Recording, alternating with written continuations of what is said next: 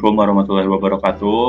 Nama saya Raifano Orfajri, NPM 100-400 18056. Saya dari Fakultas Hukum.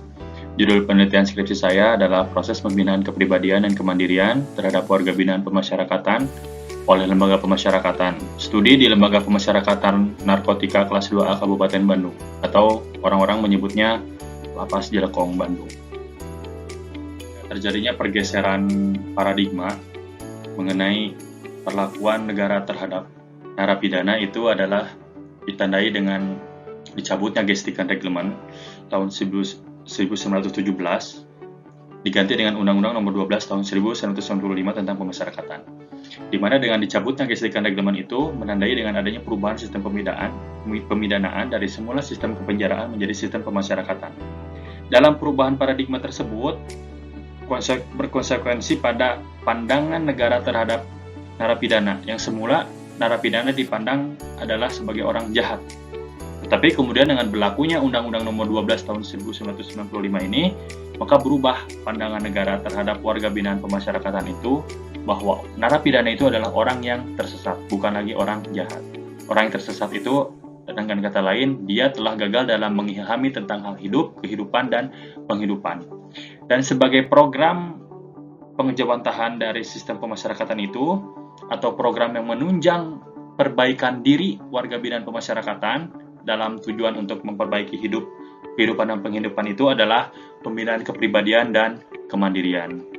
Hanya setelah berlakunya Undang-Undang Nomor 12 tahun 1995 itu tentang pemasyarakatan, tetap menghadirkan fenomena kenaikan angka residivis yang cukup tinggi, baik itu skala nasional maupun skala regional di Provinsi Jawa Barat. Ini merupakan data residivis skala nasional ya, di mana data ini saya peroleh dari website resmi Kementerian Hukum dan HAM, bahwa angka residivis Indonesia pada tahun 2016 itu menyentuh angka 16.149. Kemudian pada tahun 2020 itu hampir 100%-nya, yaitu menyentuh angka 35.044. Ini kenaikan yang cukup pesat ya, dan berdasarkan latar belakang ini juga menjadi alasan saya mengambil penelitian berkaitan dengan pembinaan warga binaan pemasyarakatan. Dan ini data residivis di seluruh lapas dan rutan Provinsi Jawa Barat, di mana data ini saya peroleh dari kantor wilayah Kementerian Hukum dan HAM Provinsi Jawa Barat ya, tepatnya di Jalan Jakarta Kota Bandung, di mana kenaikan angka residivis itu pada tahun 2020 di seluruh lapas dan rutan Provinsi Jawa Barat itu kenaikan 953. Dan kemudian pada tahun 2021 per Oktober 2021 itu mencapai 1084. Sehingga data yang saya peroleh ketika bulan Oktober saya datang ke kantor wilayah Kementerian Hukum dan HAM itu, total residivis di Jawa Barat itu total ada 3.518. Berdasarkan fenomena kenaikan angka residivis tersebut, baik dari skala nasional dan skala Provinsi Jawa Barat, itu menggambarkan bahwa berarti ada yang salah terkait dengan pembinaan terhadap warga binaan pemasyarakatan itu sendiri.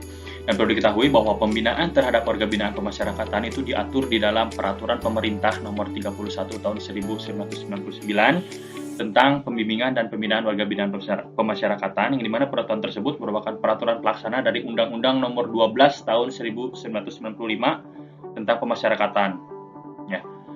Nah, dalam PP 31 Tahun 1999 itu, di mana terdapat sebuah teori pemasyarakatan sebagai proses, di mana ketika warga binaan pemasyarakatan masuk menjalani masa pidana itu dilakukan 4 tahap. Nah, dan yang berkaitan dengan pembinaan itu, dalam 4 tahap itu salah satunya programnya adalah pembinaan kepribadian dan kemandirian. Nah, berkaitan dengan itu, berdasarkan fenomena tersebut juga, maka saya melakukan identifikasi masalah. Yang pertama adalah bagaimana proses pembinaan kepribadian dan kemandirian terhadap warga binaan pemasyarakatan oleh Lembaga Pemasyarakatan Narkotika kelas 2 Kabupaten Bandung. Kedua, bagaimana upaya untuk meningkatkan proses pembinaan kepribadian dan kemandirian terhadap warga binaan pemasyarakatan oleh Lembaga Pemasyarakatan Narkotika kelas 2 Kabupaten Bandung.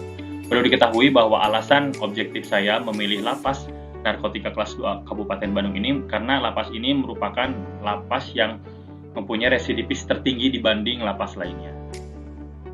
Cara pendekatan yang dilakukan dalam penelitian skripsi ini adalah yuridis sosiologis, kemudian spesifikasi penelitian adalah deskripsi analitis, dan teknik pengambilan data merupakan wawancara dan observasi. Dan kemudian terakhir, metode analisis yang dipakai adalah kualitatif normatif.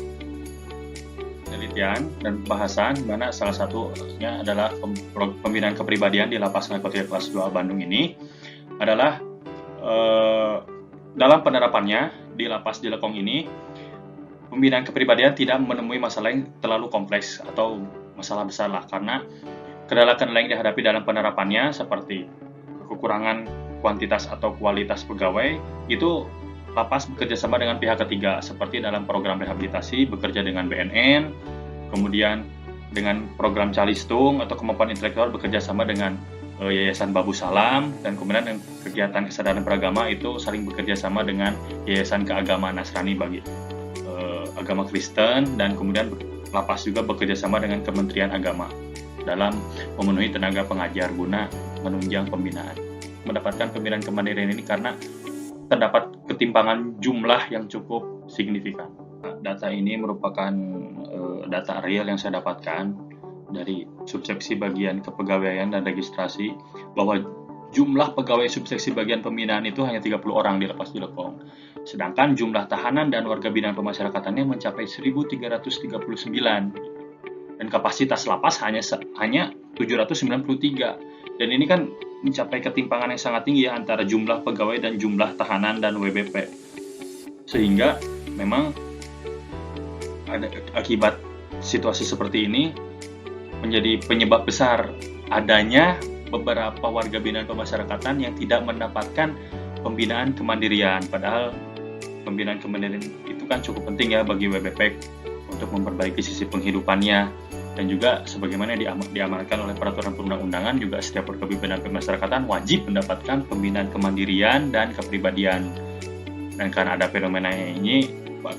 fenomena ini, maka memungkinkan juga warga binaan pemasyarakatan hanya mendapat pembinaan kepribadian saja, tidak mendapatkan pembinaan kemandirian.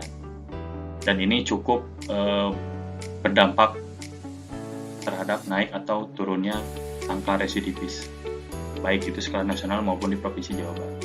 Dan upaya yang dilakukan oleh pihak lapas untuk memperbaiki fenomena tersebut adalah salah satunya mengajukan penambahan petugas, kemudian mengajukan penambahan sarana dan prasarana, dan kemudian peningkatan keamanan untuk mencegah terjadinya penyelundupan narkoba. Nah, dan kesimpulan dari judul penelitian skripsi saya itu adalah, yang pertama, adanya beberapa masalah ya dalam penerapan pembinaan kemandirian terhadap WBP di Lapas Cilekong ini. Itu berkaitan dengan kualitas dan kuantitas sumber daya manusianya dalam hal pegawai pembinaan. Kemudian yang kedua adalah terdapat hubungan sebab akibat antara fenomena keterbatasan kuantitas dan kualitas pegawai pembinaan terhadap naik atau turunnya angka residivis. Ya. Kemudian yang ketiga, sudah terdapat beberapa upaya yang dilakukan oleh lapas untuk memperbaiki situasi tersebut, yaitu dengan salah satunya yang tadi mengajukan penambahan tugas, memperbaiki atau menambah sarana dan prasarana, dan ketiga mencegah atau meningkatkan keamanan agar tidak terjadinya penyelundupan narkoba.